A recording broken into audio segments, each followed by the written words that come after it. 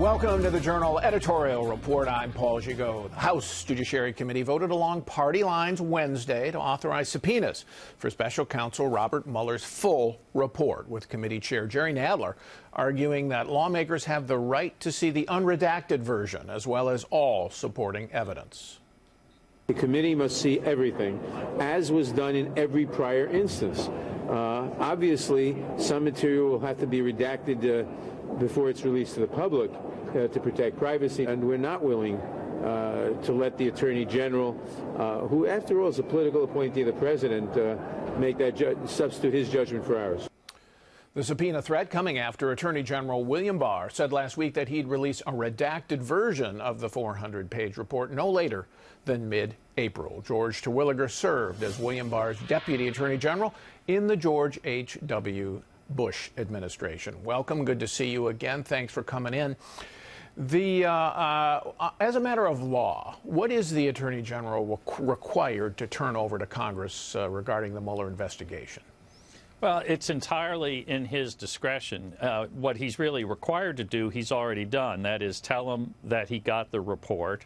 He actually went beyond that, Paul, as you know, to summarize the, quote, principal conclusions in that report. But it's also entirely evident from all the publicly available information that the AG is committed to transparency and is trying to get as much of the report to the Congress and to the public, I might add, as the law allows.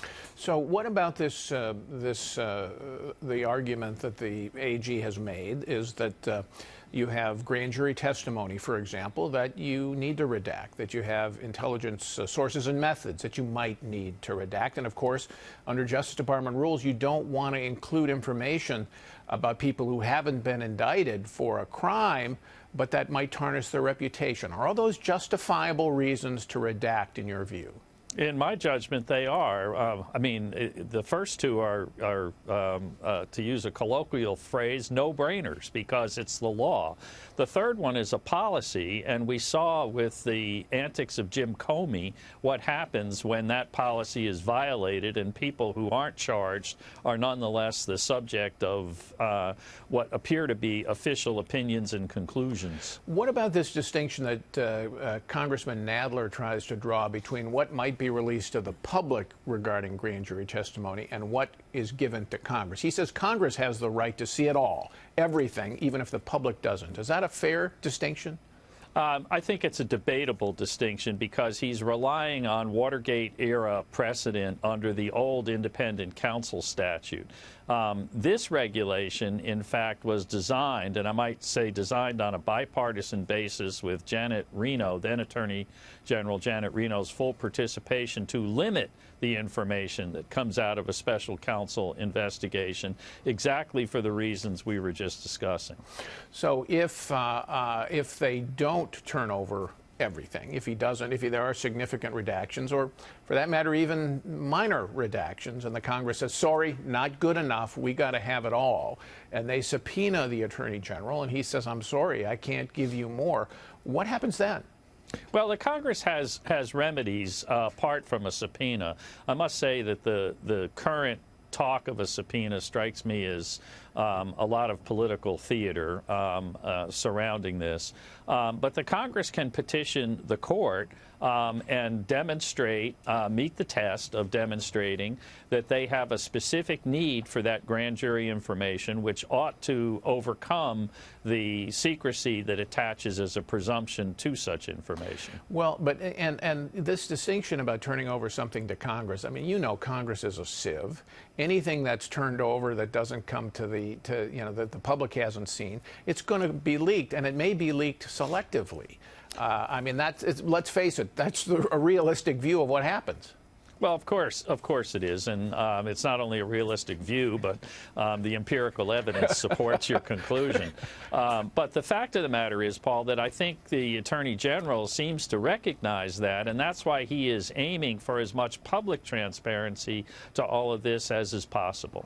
And you have any reason to believe that what's in the report itself, that is in the 400 pages, would be contradictory to Robert Mueller's conclusions about collusion and obstruction?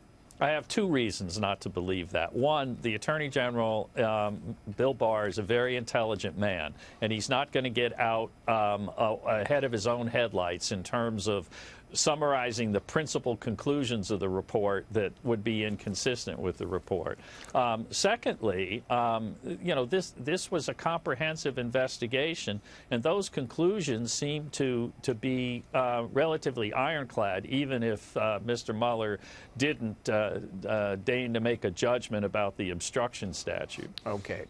The one other issue I want to ask about, and that is this request from Congress for the tax returns of Donald Trump for 6 years. Is the statute, in your view, that the Ways and Means Committee is relying on, is that pretty ironclad when it says the Treasury Secretary shall produce the tax return?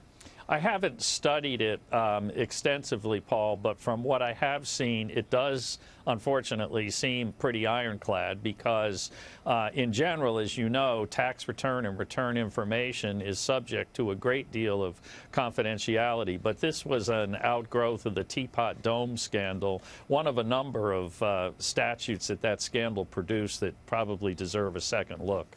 But then if they do submit this request again and finally issue a subpoena, I guess if they resist, it goes to court as well, right?